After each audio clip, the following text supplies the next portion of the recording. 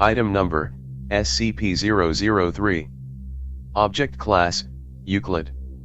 Special Containment Procedures, SCP-003 is to be maintained at a constant temperature of no less than 35 degrees Celsius and ideally kept above 100 degrees Celsius.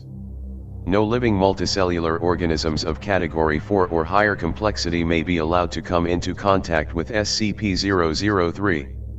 In event of total power failure, if SCP-003-1 begins to increase its mass, assigned personnel must engage in skin contact with SCP-003-1. Ideally, personnel may use their body heat to return SCP-003-1 to above the critical temperature. However, skin contact must be maintained even in event of SCP-003 reaching activation temperature, lasting at minimum until SCP-003-1 advances fully to its second growth stage. Personnel who enter SCP-003's containment area must first be examined for body parasites of Category 4 or higher complexity, and sterilized if such organisms are present. All personnel who have come in physical contact with SCP-003-1 are to immediately report for sterilization afterwards. SCP-003-1 must not be removed from SCP-003-2 except in case of emergency procedures detailed above. Any significant change in SCP-003-2's rune activity, including pattern, frequency, or color, should be reported within 3 hours of occurrence. Cessation of rune activity must be reported immediately. SCP-003-2 must be supplied with power via the source-designated generator 003-9 at all times. Description: SCP-003 consists of two related components of separate origin, referred to as SCP-003-1 and SCP-003-2. SCP-003-1 appears to be composed of chitin, hair, and nails of unknown biology, arranged in a configuration similar to that of a computer motherboard.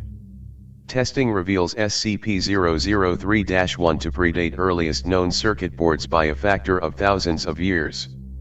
SCP-003-1 is considered sentient but not actively dangerous except under certain conditions. SCP-003-1 was found on a stone tablet, SCP-003-2, on which it currently resides. The runes on SCP-003-2 are not part of any known language, and emit pale, flickering light patterns. SCP-003-2 is controlled by a non-biological, internal computer, the contents of which are mostly inaccessible without risk of damaging SCP-003-2. SCP-003-2 is capable of controlled emissions of radiation, including heat, light, and anomalous radiation types. SCP-003-2 contains an internal power source of an anomalous nature, which appears to have been losing power since several centuries before discovery. It is considered probable that SCP-003-2 was created for the purpose of containing SCP-003-1. Partially interpreted data recovered from SCP-003-2 may refer to a past and/or potential future LK-class restructuring event caused by SCP-003-1. SCP-003 was located by Remote Viewing Team SRV-04 Beta. It appears possible that SRV-04 Beta was deliberately contacted by SCP-003-2.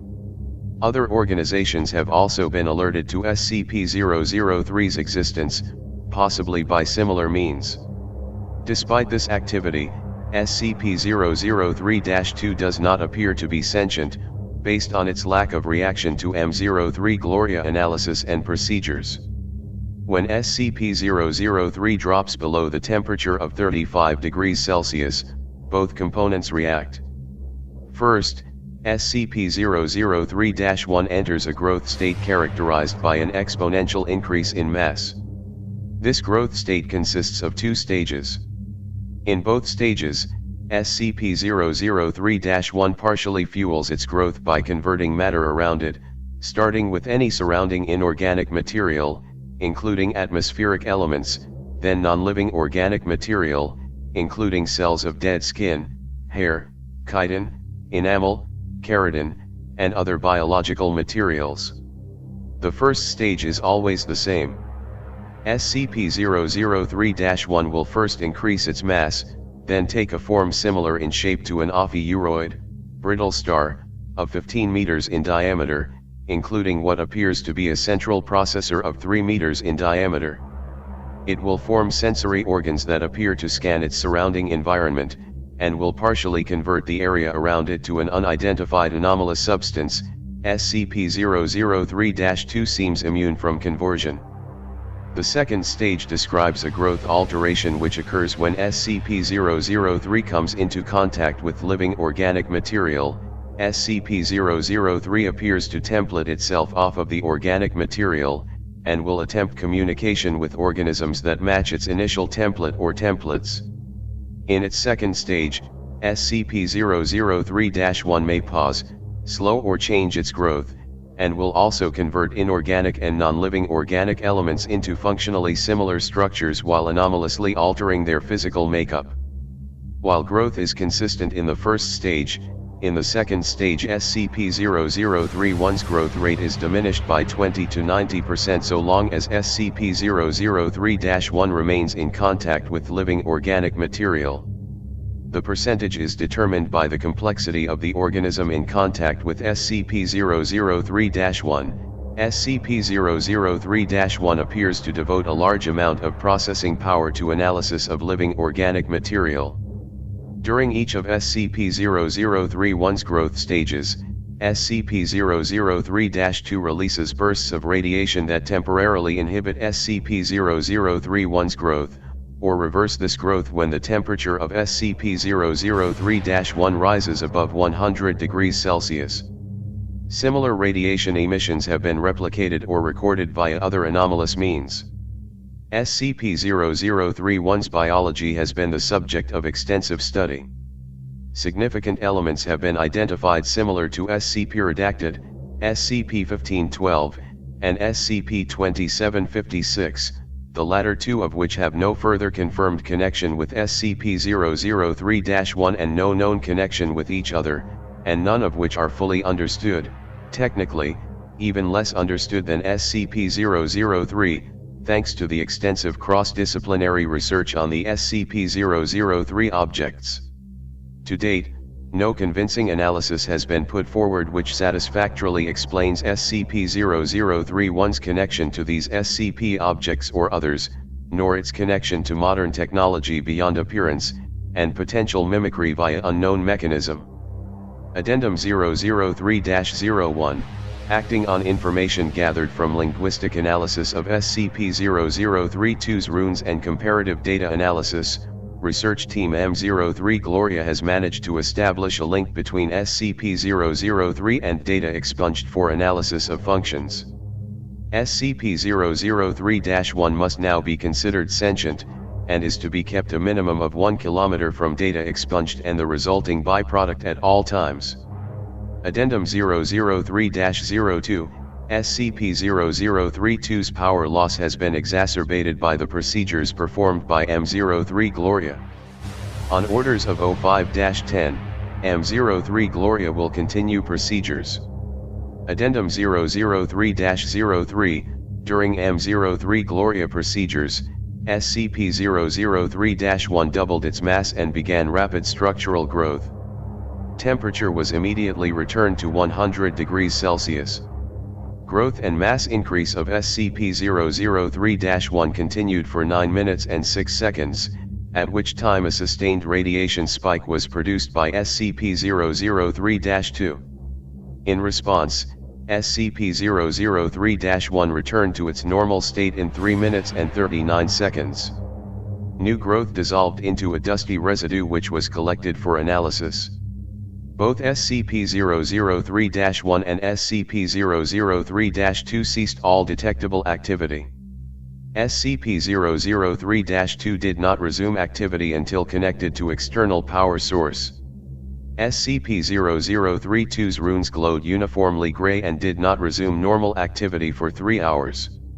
SCP-003-2 no longer appears to be able to maintain containment area at a temperature above 35 degrees Celsius without external power supplied by generators 003-3 through 9.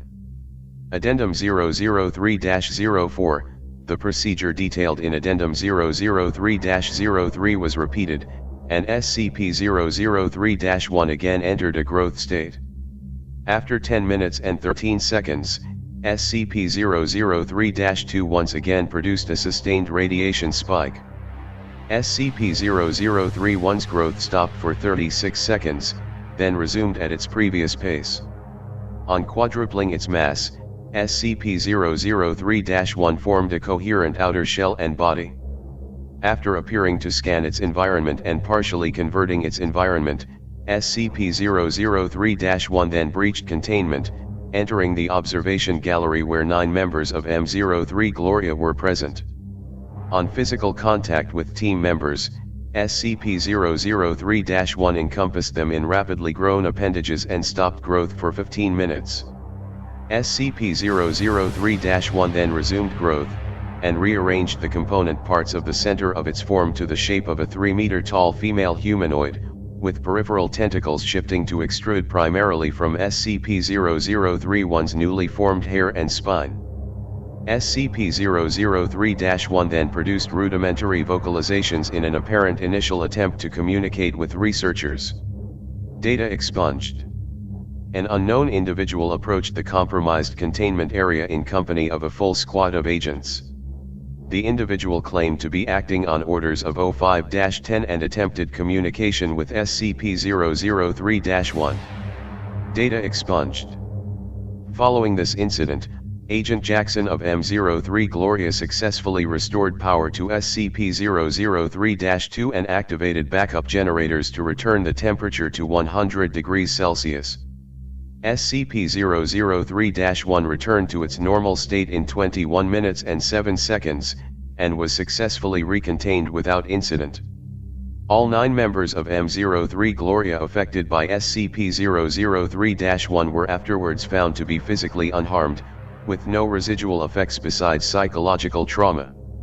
The converted materials of SCP-003's former containment area did not dissolve and are now under analysis.